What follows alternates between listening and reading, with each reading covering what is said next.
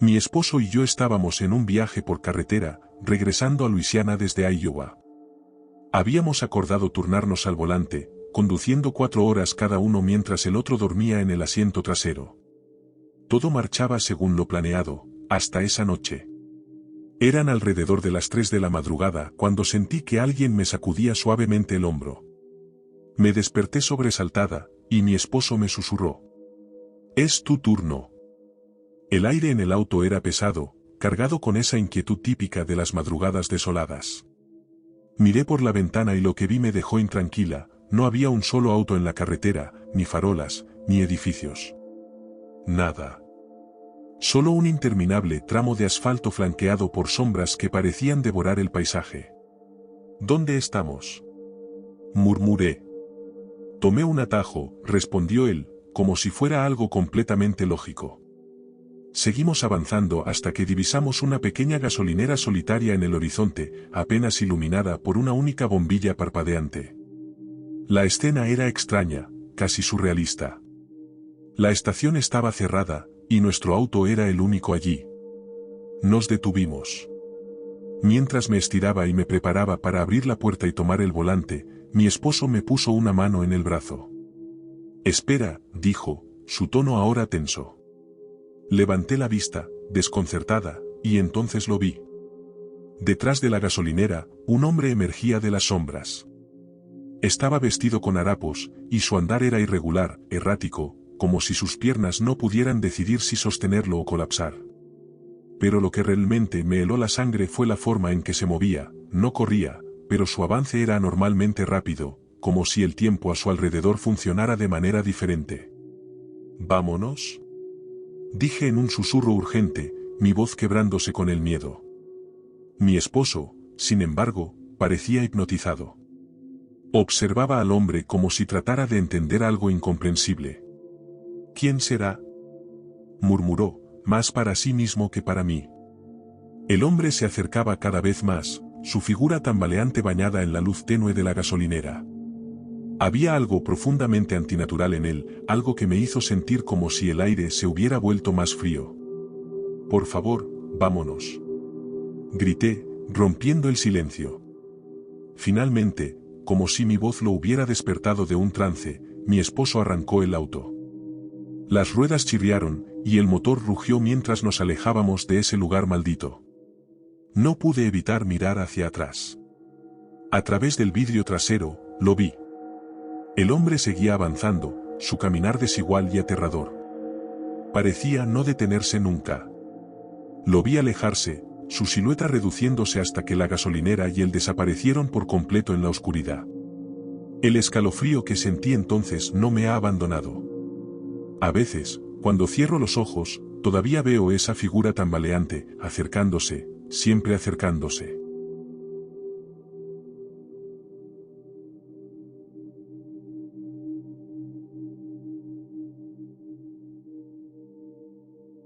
No fui testigo directo de estos eventos, pero el lugar donde ocurrieron era una de mis paradas favoritas camino a la Ciudad de México.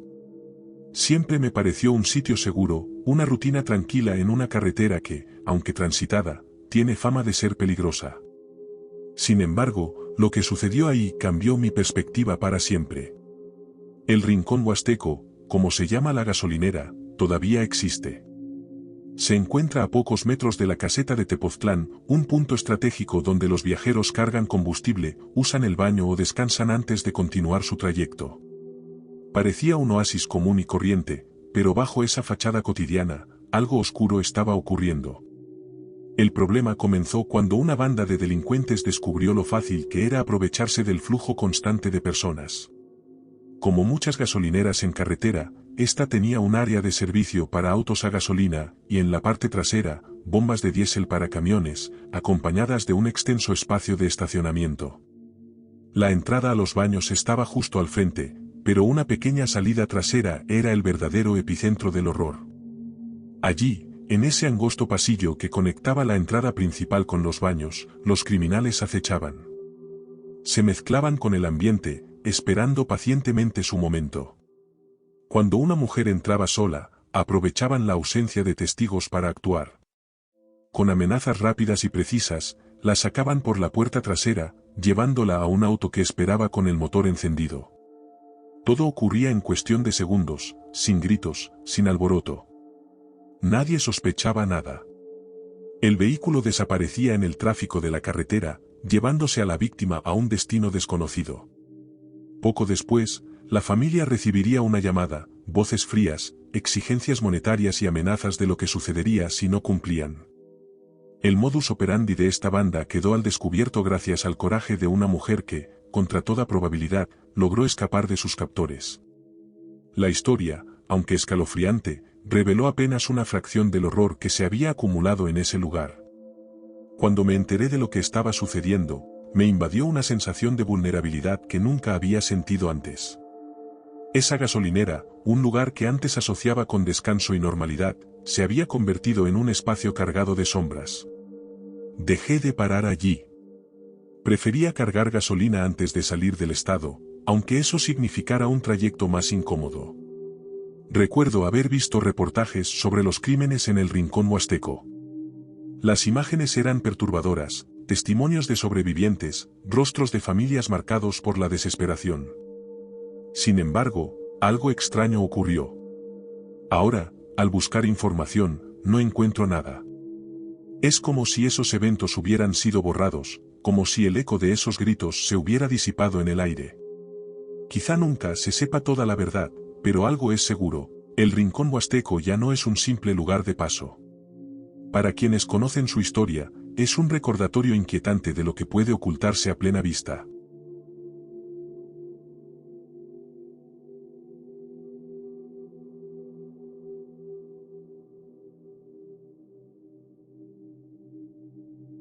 Eran las 3:14 de la madrugada. La casa estaba en completo silencio, salvo por el zumbido tenue de mi computadora.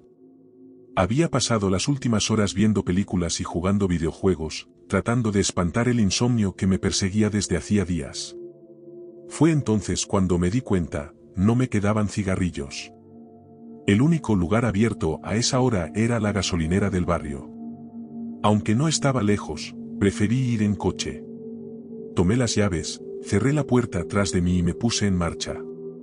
Vivo en un pequeño país europeo, conocido por su tranquilidad y seguridad, pero incluso aquí, lo inesperado puede esconderse en las sombras.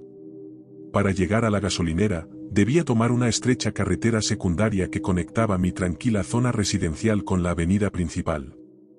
Las luces del coche iluminaban apenas un par de metros delante de mí, y la noche parecía absorber todo lo demás. Era un trayecto familiar, casi automático, hasta que algo rompió la monotonía. A unos metros, vi a una chica caminando por la acera. Sus pasos eran apresurados, casi tropezados, como si huyera de algo. Luego los vi a ellos. Dos hombres la seguían de cerca, a apenas 3 metros de distancia. Susurros apenas audibles, movimientos nerviosos, y un gesto que uno de ellos hizo me helaron la sangre. Mi corazón empezó a latir más rápido. Reduje la velocidad al acercarme, fijándome en el rostro de la chica. Pura desesperación. Sus ojos brillaban bajo la tenue luz de las farolas, y sus labios temblaban como si estuviera al borde del llanto. Algo en mi interior me obligó a detenerme. Bajé la ventanilla y le pregunté: ¿Tienes algún problema? Ella me miró, como si dudara de si podía confiar en mí, pero finalmente asintió. Sin pensarlo, desbloqueé las puertas y le dije: «Sube». Lo hizo sin dudar, cerrando la puerta con un movimiento rápido, casi frenético. Mientras aceleraba, miré por el retrovisor, los dos hombres se habían detenido. Uno de ellos levantó una mano, como si estuviera lanzando una maldición silenciosa. En el coche, el ambiente era tenso. Le expliqué que iba camino a la gasolinera por cigarrillos y que la llevaría a casa después. Ella apenas asintió, agradeciéndome entre susurros quebrados. Su voz temblaba como una hoja al viento. Al llegar a la gasolinera, bajé rápidamente. Compré un paquete de cigarrillos para mí y una botella de agua para ella. Cuando regresé al coche, noté que sus manos aún temblaban mientras sostenía la botella, como si el terror no la hubiera soltado del todo. Le pregunté si quería ir a la policía, pero negó con la cabeza. Solo quería llegar a casa. Al volver por la misma calle donde la había encontrado, miré con atención. Ni rastro de los hombres. Una inquietante sensación me recorrió. ¿A dónde habían ido? ¿Estarían acechando en algún rincón oscuro? Finalmente, llegamos a su casa. Me dio las gracias una vez más, esta vez con lágrimas en los ojos, antes de desaparecer tras la puerta. De camino de regreso, encendí un cigarrillo y pensé en lo que podría haber pasado si no me hubieran faltado cigarrillos esa noche. El destino puede ser extraño y cruel. ¿Qué le habría sucedido a esa chica si nadie hubiera estado allí para ayudarla?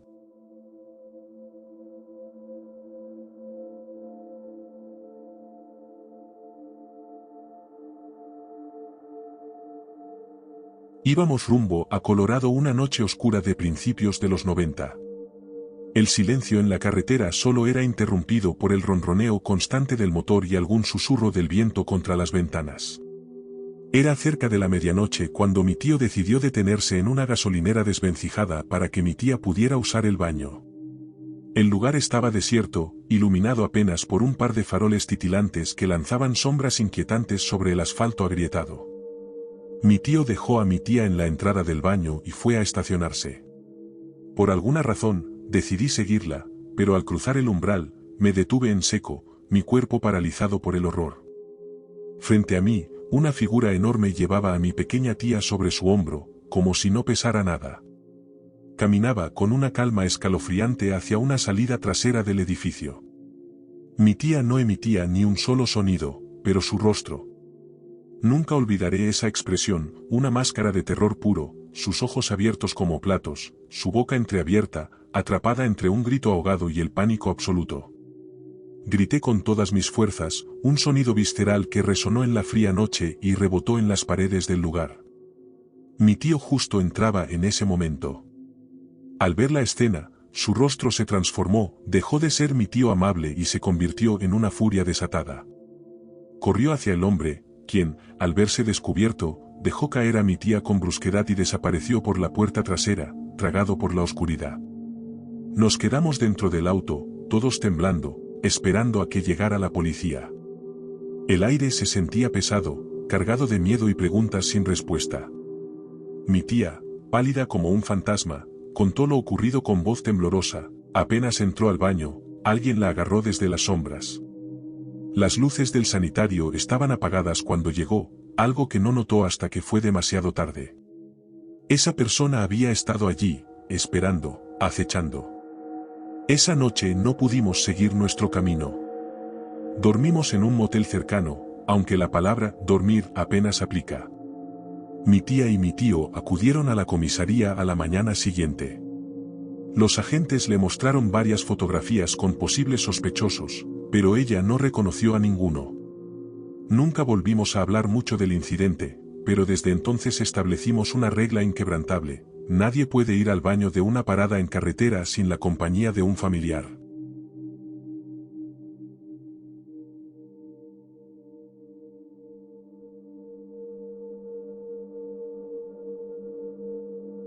Fui a recoger a mi sobrina a la tienda de la gasolinera donde trabajaba. Al llegar, me encontré con la policía y una ambulancia. Descubrí que mi joven sobrina había sido brutalmente golpeada y asaltada. En la sala de emergencias, tenía una sábana cubriéndole la cara y repetía: no se asusten. No se asusten. Demostró una fuerza increíble durante toda la prueba. Tenía 2 ojos morados, el codo roto, el labio partido y la nariz fracturada. El vídeo fue difícil de ver.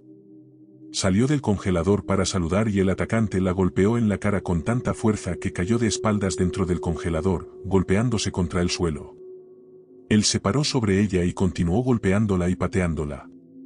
Mi sobrina, que apenas pesa 45 kilos, se defendió a patadas y puñetazos. Estaba más frustrada por lo absurdo de todo. Solo había 300 pesos en la caja registradora, porque ya había guardado la mayor parte del efectivo en un lugar más seguro debajo del mostrador. Bromeó diciendo: si me van a golpear, al menos podría haberse llevado los 8.000 pesos que tenía escondidos. Lo más escalofriante fue que atraparon al hombre, cubierto de sangre. Le hicieron pruebas de ADN para el juicio. La sangre no era ni de él ni de mi sobrina.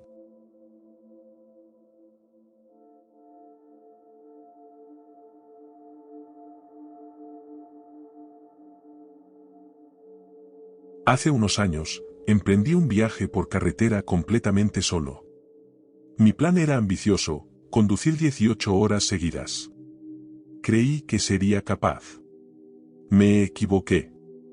Conduciendo en la negrura infinita de la noche, mis párpados comenzaron a caer, y el volante parecía pesar cada vez más en mis manos. Era peligroso continuar. Necesitaba dormir. Lo único que encontré en kilómetros fue una pequeña gasolinera, un oasis de luz artificial al pie de una montaña, rodeada de un paisaje opresivo y desolado. Nada más que sombras interminables a mi alrededor. Había algunos camioneros en la carretera, pero apenas se distinguían a lo lejos. En la gasolinera, un auto solitario estaba estacionado bajo las luces del área principal, probablemente era del empleado nocturno. Decidí aparcar donde las luces de la estación aún alcanzaban mi vehículo, pero lo suficientemente apartado como para que nadie se estacionara junto a mí. Acomodé el asiento, ajusté la alarma para 45 minutos y cerré los ojos, confiando en que un breve descanso sería suficiente. Me desperté bruscamente, el pecho oprimido por una sensación de alarma inexplicable.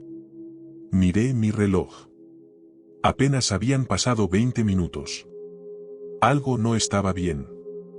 Giré la cabeza hacia la ventana del lado del conductor, y mi corazón dio un vuelco. Un hombre me estaba mirando fijamente. Una camioneta, que no había estado ahí antes, se encontraba estacionada a un espacio de mi coche. El conductor no estaba en su asiento. En cambio, estaba del lado del copiloto, con ambas puertas, delanteras y traseras, abiertas. Sostenía una cadena larga en sus manos, y parecía estar sacándola de la parte trasera de su camioneta, mientras me observaba dormir.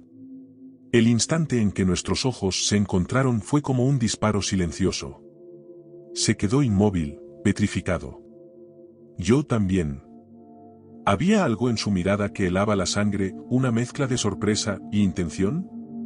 De repente, rompió su quietud. Comenzó a jalar la cadena con rapidez, un movimiento brusco, calculado, mientras daba un paso hacia mi ventana. Su mirada no se apartó de la mía ni un segundo. El pánico me invadió. Mis llaves estaban en el encendido. Sin pensarlo, giré la llave, encendí el motor y pisé el acelerador. Salí disparado de ahí, el corazón martillándome en el pecho. Mientras me alejaba, lancé una mirada rápida al espejo retrovisor. Él ya no estaba junto a la puerta del copiloto. Ahora estaba en la parte trasera de su camioneta, apoyado en la plataforma, los antebrazos relajados, mirando cómo desaparecía en la distancia. Ese hombre no tenía ninguna razón para estacionarse tan cerca de mí, especialmente cuando estaba claramente apartado. No necesitaba verme dormir, ni mirarme con esa intensidad escalofriante. Tampoco tenía lógica que se acercara a mi ventana con una cadena en la mano. No había absolutamente nada en la parte trasera de su camioneta ni en sus alrededores que justificara su presencia ahí, mucho menos el uso de una cadena. Y aún así, lo que más me persigue es la forma en que se quedó mirando mientras me iba. ¿Qué creen que pudo haber sido eso?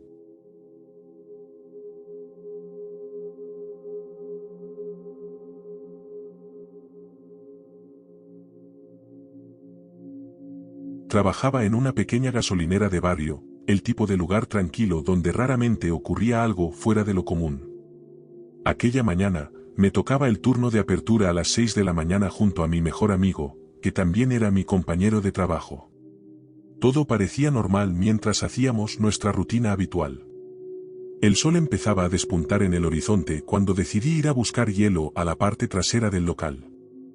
Al acercarme a la ventana trasera, algo llamó mi atención. Una mano ensangrentada había dejado una huella marcada en el cristal. Me quedé paralizado un momento, tratando de procesar lo que veía. Me acerqué más, con el estómago revuelto, y noté manchas de sangre alrededor de la manija de la ventana, como si alguien hubiera intentado abrirla a la fuerza. Mi respiración se aceleró. Corrí a avisarle a mi amigo, y juntos comenzamos a revisar las demás entradas. El aire parecía más frío, y un escalofrío me recorrió la espalda cuando noté sangre seca en el orificio del dispensador de dinero, ese pequeño espacio donde los clientes dejaban el efectivo. La escena era perturbadora, la sangre parecía provenir de alguien que había intentado desesperadamente meter la mano para alcanzar algo dentro. Seguimos inspeccionando, y la puerta principal nos recibió con un espectáculo aún más inquietante. Las manijas estaban manchadas de sangre seca, y el vidrio tenía salpicaduras que parecían indicar que alguien había estado golpeándola con furia. Mi amigo y yo intercambiamos miradas cargadas de miedo, con los latidos del corazón resonando en nuestros oídos. Por suerte, teníamos acceso a las cámaras de seguridad. Con manos temblorosas, retrocedí la grabación para ver si algo se había captado durante la noche. Entonces lo vimos, a las 5 de la madrugada, el sistema registró movimiento. La pantalla mostró a un hombre con los brazos completamente cubiertos de sangre, merodeando alrededor de la tienda. Caminaba de un lado a otro, tratando de forzar las entradas como un depredador acechando a su presa. Pero lo que me heló la sangre fue el momento de la revelación. Normalmente, la tienda abría a las 5 de la madrugada. Si no hubiera sido domingo, habríamos estado dentro cuando ese hombre llegó. Habíamos escapado por apenas una hora de lo que podría haber sido una tragedia. Revisé más la grabación y noté que, cerca de las 5:30, las luces de un vehículo policial se reflejaban en la distancia. Llamamos de inmediato a la policía, y llegaron rápidamente. Los oficiales vieron las grabaciones y confirmaron que habían detenido al hombre poco después de las 5:30. Según dijeron, estaba desorientado y cubierto de sangre, pero no llevaban detalles sobre qué había ocurrido antes de que llegara a la gasolinera. Nunca volví a ver esa ventana trasera de la misma manera. Años después, todavía puedo sentir el frío sudor de aquella mañana. Ese día aprendí que, a veces, el azar puede ser lo único que separa un susto de una tragedia.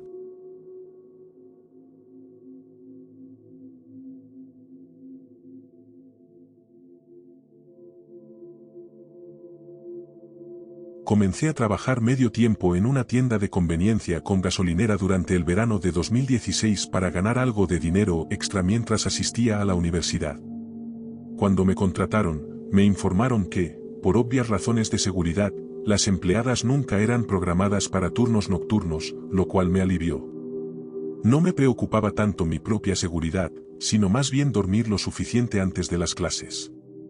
Sin embargo, no pasó mucho tiempo antes de que empezara a temer los días que tenía que trabajar, ya que el trabajo resultó ser mucho más difícil de lo que había anticipado. Siempre nos faltaba personal, lo que nos obligaba a realizar múltiples tareas constantemente, manejar las cajas registradoras, preparar comida, vigilar las bombas, limpiar, reabastecer, etc. Para empeorar las cosas, las dos mujeres que administraban el lugar eran horribles en todos los sentidos, y con frecuencia me mordía la lengua para no renunciar. Estaba especialmente tensa cuando redujeron nuestro descanso de 15 minutos a 10, ya que nunca parecía tener suficiente tiempo para usar el baño y fumar un cigarrillo lo suficientemente rápido. Pero no fue hasta varios encuentros desagradables con un cliente habitual llamado Jaime que finalmente comencé a quebrarme. Jaime era más joven que yo, quizás al final de su adolescencia o principios de sus 20, y se creía dueño del lugar. Tal vez ser el nieto de una de las gerentes le daba la sensación de tener derecho a molestar a la gente allí. La primera vez que conocí a Jaime, se acercó al mostrador para comprar tabaco de mascar. Mientras lo cobraba, le pedí su identificación, y me dijo con quién estaba emparentado, pero le volví a pedir su identificación cortésmente, porque era nueva. Otra empleada escuchó nuestra conversación y me aseguró que era mayor de edad, así que procedí a cobrarle. Mirándome fijamente todo el tiempo, bajó la vista a mi gafete y dijo, «Mónica, qué lindo nombre». Le agradecí el cumplido y le di su tabaco, pero siguió hablándome y haciéndome varias preguntas personales, como dónde vivía, cuál era mi apellido y si tenía novio o no. Mientras tanto, se había formado una larga fila detrás de él, y tratando de no ser grosera, dije algo como, «Disculpa, hay una fila detrás de ti», e hice un gesto casual para que el siguiente cliente avanzara. Pero Jaime no se fue. Simplemente se hizo a un lado y siguió hablándome y observándome mientras cobraba a cada cliente. Fue inmediatamente incómodo e inquietante para mí. Pero hice mi mejor esfuerzo para fingir que no me molestaba, incluso cuando su persistencia aumentó y otro trabajador le dijo que me dejara en paz. Jaime pronto comenzó a aparecer más después de eso, la segunda vez con su novia y otro amigo a su lado. Sí, tenía novia, y me confundió mucho cuando empezó a coquetear conmigo de nuevo, esta vez justo delante de ella. Pero, curiosamente, ella no dijo ni una palabra, así que lo ignoré y seguí la corriente, asumiendo que era el tonto que mis compañeros de trabajo decían que era.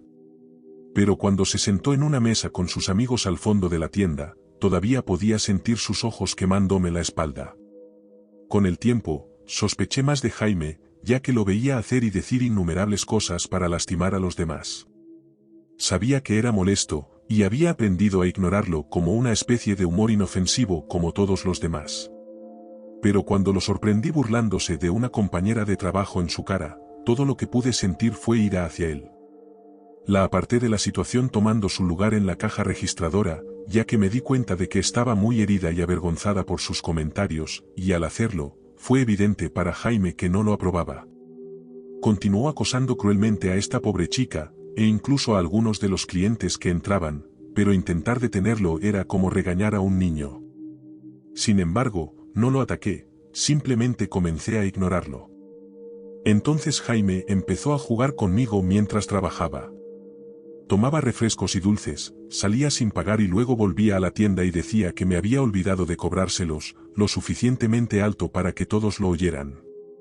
Una noche, incluso llenó su tanque de gasolina y se fue sin pagar, antes de regresar para decir que se había olvidado de pagar. Sabía que siempre se saldría con la suya, porque su abuela era la gerente. En este punto, no me habría sorprendido si realmente estuviera robando gasolina y comida de esta tienda, pero había algo muy oscuro y extraño acechando detrás de su fachada de tonto, y lo evitaba como la peste, aunque era casi imposible hacerlo todo el tiempo. Entonces, un día, mientras trabajaba sola con otra compañera, estábamos muy ocupadas con las tareas como de costumbre, cuando he aquí que Jaime entró solo. Murmuré por lo bajo, qué fastidio, y me dirigí directamente al congelador para terminar lo que estaba haciendo antes, y entonces él me siguió adentro. No sabía que estaba allí hasta que se colocó justo detrás de mí y me preguntó por qué ya no lo saludaba. Sobresaltada, di un salto y me giré rápidamente, agarrándome el pecho y preguntándole qué demonios hacía allí. Se rió cuando le dije que estaba ocupada y le recordé que solo los empleados podían estar en esa área. Ignoró todo lo que dije y en su lugar procedió a hacerme preguntas personales como el primer día que lo conocí. «Nunca me dijiste dónde vives», dijo. «Tengo curiosidad por ti. Solo quiero saber. Dime dónde vives». Se acercaba cada vez más a mí, acorralándome en un rincón del congelador. «¿Me tienes miedo, Mónica?», preguntó. Intenté pasar junto a él, diciéndole que se moviera, pero seguía interponiéndose en mi camino para bloquearme el paso. «No hasta que me respondas». Empecé a llamar a mi compañera, que apareció y le dio una reprimenda por estar en el congelador. Finalmente pude pasar junto a Jaime y me dirigí al mostrador, donde miré el reloj y vi que era hora de irme a casa. Recogí mis cosas y fiché mi salida lo más rápido que pude, pero Jaime me siguió hasta el estacionamiento. Me subí a mi auto, pero se las arregló para agarrar la parte superior de la puerta antes de que pudiera cerrarla. «Vamos, déjame ver tu identificación». Le dije repetidamente que no antes de prácticamente rogarle que me soltara la puerta para poder irme a casa. Entonces me sonrió y dijo, «No me hagas seguirte, Mónica». Se me heló la sangre. Sabiendo lo audaz que era, y teniendo en cuenta el hecho de que literalmente me acababa de acorralar en el congelador, esperaba que cumpliera su amenaza. Amenazada por mi visión de cómo podría ser mi viaje a casa, me enojé. Lo miré y le dije que se largara de allí y que me dejara cerrar la puerta. Agarré la manija de la puerta y la cerré de golpe con todas mis fuerzas. Intentó tirar de la manija desde afuera para abrirla, pero por suerte cerré las puertas con llave a tiempo. Siguió llamando a mi ventana pidiéndome ver mi identificación, pero encendí el auto y me alejé de él. Aceleré para salir de allí, mientras él se quedaba parado mirándome alejarme a toda velocidad. Nunca me había alegrado tanto de escapar de él, pero estuve paranoica todo el camino a casa, pensando que podría alcanzarme en la carretera, aunque nunca vi su vehículo detrás de mí. Terminé renunciando al trabajo después de esto, y no me importó que mi gerente de contratación se enojara por ello. Ya había tenido suficiente de todo, y lidiar con Jaime fue la gota que colmó el vaso. No me molesté en explicarle nada a mi gerente, porque era evidente para mí que Jaime probablemente nunca había sido responsabilizado por nada malo que hubiera hecho en su vida, y probablemente nunca lo sería. Nunca lo volví a ver después de eso, y espero no volver a hacerlo.